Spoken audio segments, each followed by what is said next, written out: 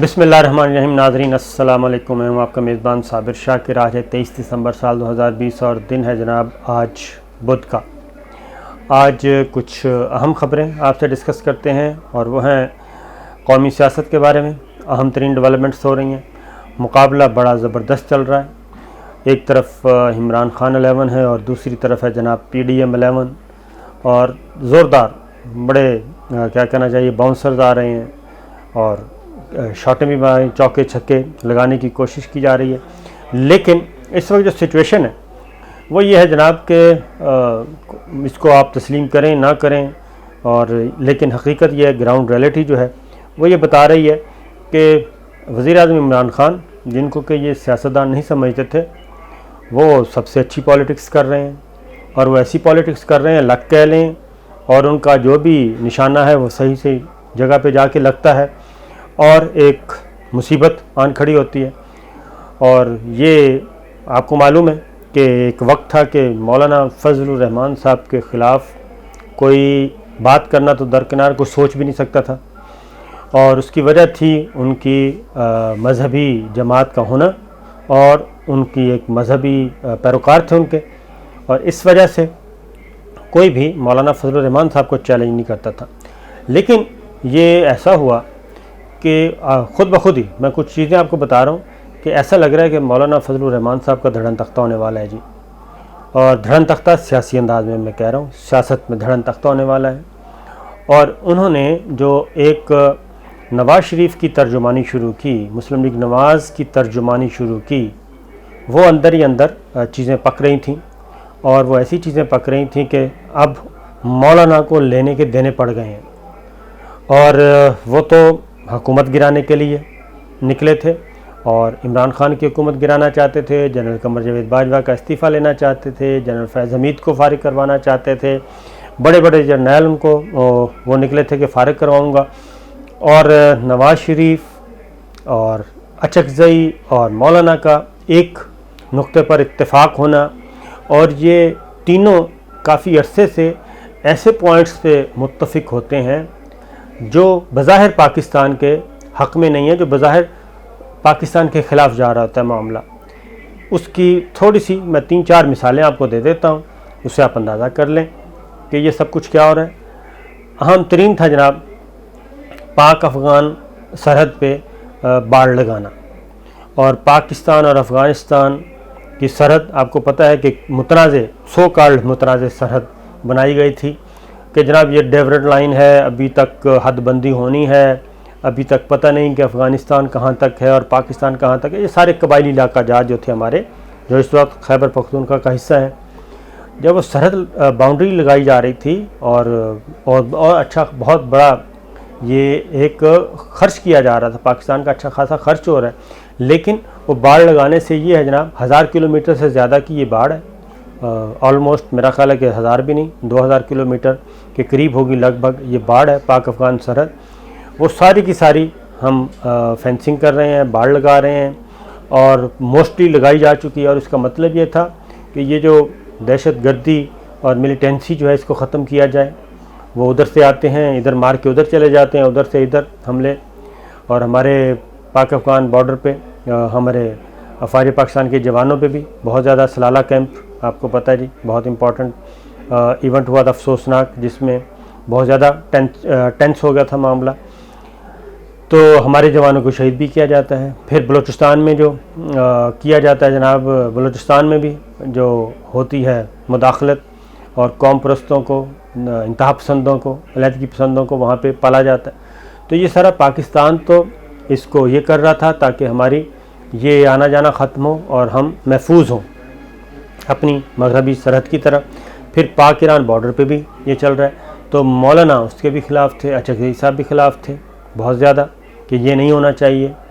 اور کیوں نہیں ہونا چاہیے کوئی جواز نہیں تھا۔ پھر جب قبائلی علاقہ جات کو ہم نے صوبہ خیبر پختونخوا کا حصہ بنایا، باقاعدہ طور پہ قومی دھارے میں لائے، وہاں کے عوام ڈیمانڈ کر رہے تھے، لیکن انہوں نے اس بل کو رکوایا۔ لیکن جب تک نواز شریف وزیر اعظم رہے نہیں ہونے دیا، شاہد خاقان عباسی صاحب آئے، پھر ہوا، اور پھر فیٹف کا معاملہ آیا، اور اس میں لیجسلیشن تھی، اور اس میں انتہا پسندی، دہشت گردی، منی لانڈرنگ، یہ ساری چیزیں اس میں تھیں۔ فیٹف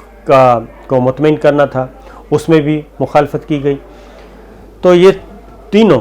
اور اب یہ ہوا یہ کہ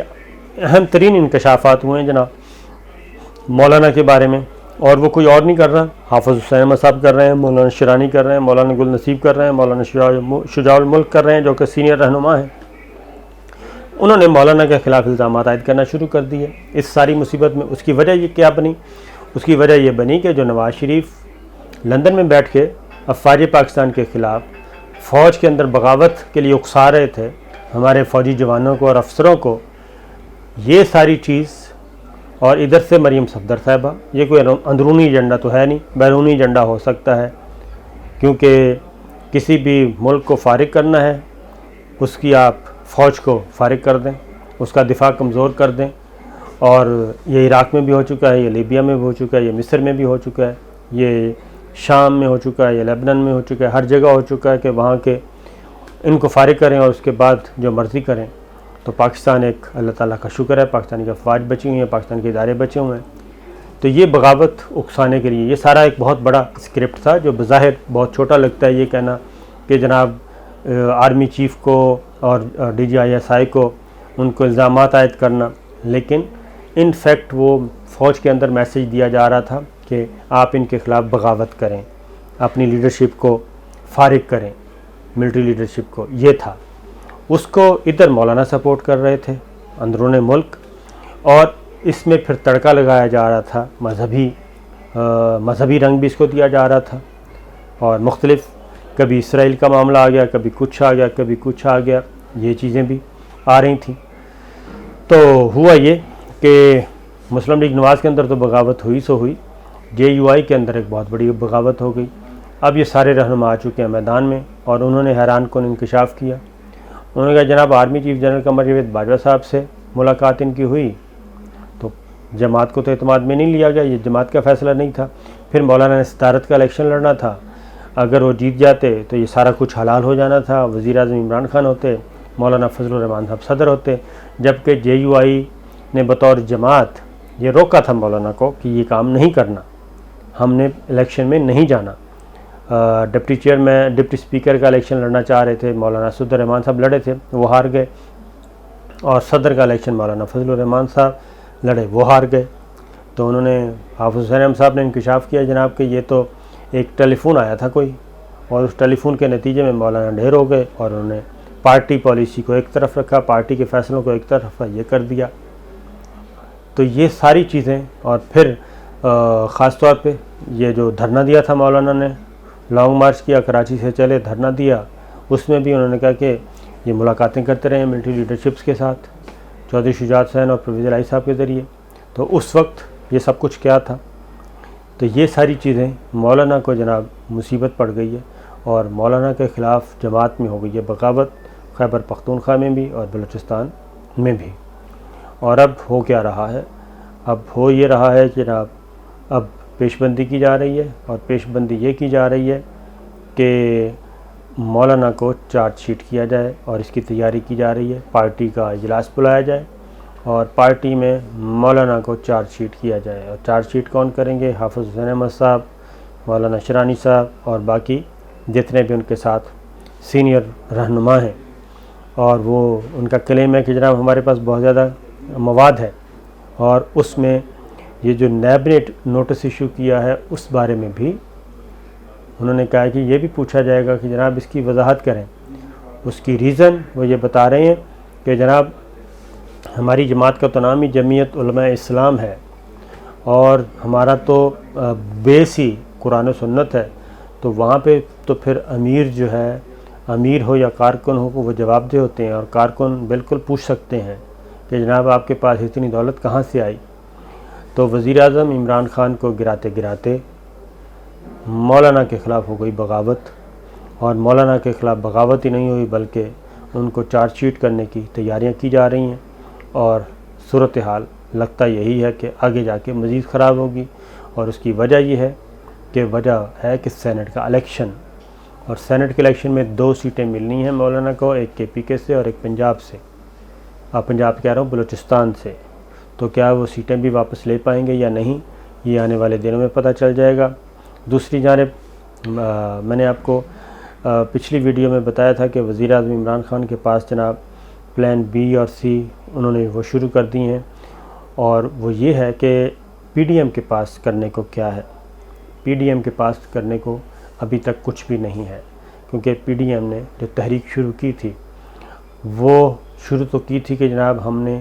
گرا دینا ہے، فوج کے اندر سے بغاوت ہوگی اور تختہ الٹ جائے گا، تو وہ تو ہو نہیں سکا۔ پلان بی کوئی ہے نہیں۔ پیپلز پارٹی استعفوں سے انکاری ہو چکی مکمل طور پہ، اور وہ کوئی استعفے نہیں دینا چاہتی۔ جمعیت علماء اسلام ابھی تک گم و گو کی کیفیت، اور وہ بھی کیا استعفے دے کے کیا اگر بلوچستان اسمبلی سے 12 استعفے آ جاتے ہیں تو اس سے کیا فرق پڑے گا؟ بلوچستان اسمبلی کا الیکشن ہو جائے گا، اور جو ایک سیٹ سینٹ کی مولانا کو ملنی ہے وہ بھی ان کے ہاتھ سے نکل جائے گی، جو کہ ویسے بھی نکلنی ہے۔ تو یہ چیز۔ دوسرا، وزیر اعظم عمران خان نے ایک اور بات بھی کی ہے جی۔ وزیر اعظم عمران خان نے ایک بات کی کہ جناب سینٹ کا الیکشن جو ہے وہ اوپن بیلٹ کے ذریعے ہوئے، سیکرٹ بیلٹ نہ ہو، اور جو دیا جائے امیدواروں کو، MPAs, MNAs اور کو، کہ جناب یہ ہے سینٹ کا امیدوار، ان کو ووٹ دیں۔ تو میثاق جمہوریت میں پوائنٹ نمبر ہے جی 23 نمبر ان کا آرٹیکل ہے میثاق جمہوریت کا۔ اس میں تو مولانا، پیپلز پارٹی اور Muslim League Nawaz, Achakzai and company, سارے کے سارے اس میں تو یہ تمام جماعتیں ادھر بھی سگنیٹری ہیں، اور ادھر بھی انہوں نے سائن کیا ہوا ہے۔ تو اس میں تو 23 نمبر نقطے میں تو خود یہ کہا گیا ہے کہ سینٹ کا جو الیکشن ہے وہ ہوا کرے گا اوپن بیلٹ کے ذریعے کروایا جائے گا۔ یہ میثاق جمہوریت میں اتفاق ہوا تھا، اور جو پارٹی پالیسی سے ہٹ کے کوئی یہ اوپن بیلٹ میں پکڑا جائے گا، جو امیدوار جو پارٹی پالیسی سے ہٹ کے ووٹ دے رہا ہے، ایم پی اے، ایم این اے، تو پھر اسی کی بنیاد پہ اسپیکر، چیئرمین سینٹ کو ریفرنس بھیجا جائے گا اور ان کو ڈسکوالیفائی کروایا جائے گا الیکشن کمیشن آف پاکستان کے ذریعے۔ تو یہ تھی سچویشن، اور لیکن اب جب وزیر اعظم عمران خان نے اس بات کا اعلان کیا ہے تو اس سے تمام کے تمام انکاری ہو گئے ہیں کہ جناب یہ نہیں ہو سکتا۔ اب پاکستان تحریک انصاف جناب عمران خان کی ون ون پوزیشن ہے، اگر وہ مان جاتے ہیں تو یہ پولیٹیکل وکٹری ہوگی وزیر اعظم عمران خان کی، اور وہ کہیں کہ جناب دیکھا ہم نے ایک اور اہم قدم اٹھایا ہے، اور اس میں کیا ہوگا؟ اس میں یہ ہوگا کہ اگر اپوزیشن جماعتیں اس بل کو سپورٹ کرتی ہیں اور اس کے حق میں ووٹ دیتی ہیں، تو اس کا مطلب ہے کہ پی ڈی ایم، خاص طور پہ پی ڈی ایم کی جماعتیں جو یہ کہہ رہی ہیں، اور خاص طور پہ مسلم لیگ نواز شریف فیملی اور مولانا اور اچکزئی صاحب جو کہہ رہے ہیں کہ یہ سب کچھ جعلی اسمبلیاں ہیں، تو ان جعلی اسمبلیوں میں اگر آپ لیجسلیشن میں حصہ لے لیتے ہیں، ووٹ دے دیتے ہیں، اس پروسیس کا حصہ بنتے ہیں، تو اس کا مطلب ہے کہ آپ نے تسلیم کر لیا، اور پھر یہ بھی تسلیم کر لیا کہ وزیر اعظم عمران خان اور یہ اسمبلیاں، ان کی آئینی حیثیت موجود ہے اور ہم اس پولیٹیکل پروسیس کا حصہ ہیں۔ تو یہ چیز ہے جناب۔ اور آخری جاتے جاتے ایک دو چیزیں اور بتا دوں کہ پیپلز پارٹی ابھی تک جناب استعفے دینے کے موڈ میں نہیں ہے۔ جمعیت علماء اسلام خود، میں اگلی بات بتا رہا ہوں کہ جمعیت علماء اسلام خود پیچھے ہٹ رہی ہے۔ مسلم لیگ نواز کی طرف سے بھی ایک اہم ترین فیصلہ آنے والا ہے، اور وہ یہ ہے کہ جناب سینٹ کے الیکشن تک استعفوں کا چیپٹر کیا جائے کلوز، سینٹ کا الیکشن لڑا جائے، اور جو 2-4 سیٹیں ملنی ہیں ان سیٹوں کو لیا جائے، وہ سینٹ میں اپنی نمبر بڑھائے جائیں، اور ورنہ بالکل ہی دھڑن تختہ ہو جائے گا۔ اور اگر ہم یہ گو مگو کی کیفیت میں رہے تو ہمارے ارکان جو ہیں قومی اسمبلی میں اور پنجاب اسمبلی میں کہیں ایسا نہ ہو کہ وہ ارکان ہی بغاوت کر دیں اور کوئی اپنے طور پہ ہی فیصلہ کر لیں اور کوئی امیدوار اپنا ہی سینیٹر منتخب کروا لیں۔ لہٰذا یہ چیز ہے۔ باقی ویڈیو کا ٹائم تھوڑا سا لمبا ہو گیا، انشاءاللہ اگلی ویڈیو میں آپ کو مزید گفتگو آپ کو کروں گا اور کچھ اہم خبریں دوں گا۔ اجازت دیجیے، اللہ حافظ۔